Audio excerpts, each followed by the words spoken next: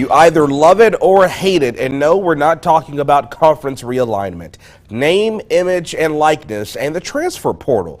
Two things that have dominated college sports recently. For now, at least, they're here to stay. But it's fair to wonder how much of a lasting impact will it all have on the game? Excuse me. KLBK's Jaxie Pigeon takes a little deeper look at the issue for us. Jaxie? These are newer topics, Matt, and Tom McMillan, who advocates for college athletic departments, tells me that the transfer portal and NIL impact all levels of the game, not just college.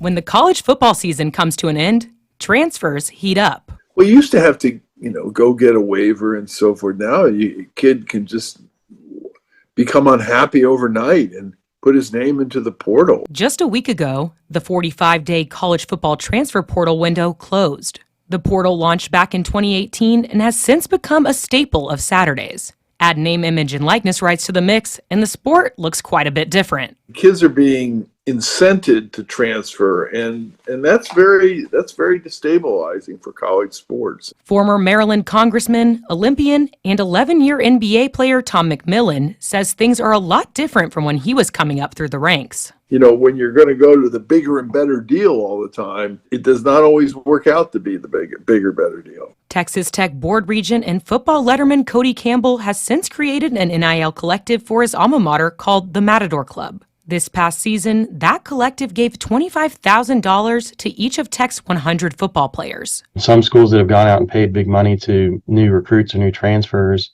have caused a lot of issues among the team. And Texas Tech has become known as a place that really does a good job with NIL.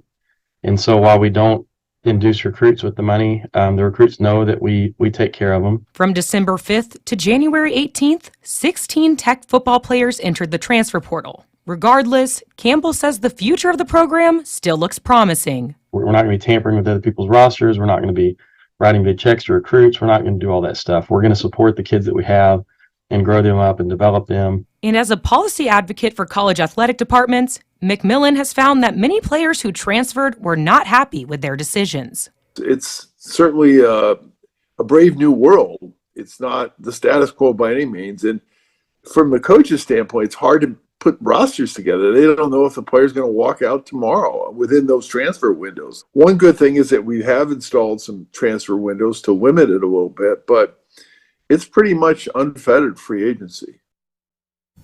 And for the other 10 Tech players in the transfer portal, as well as any other players currently there, they're able to transfer to a new school at any time this year. Coming up in May, though, the transfer portal will reopen for 15 days following spring workouts. Jaxie, thank you.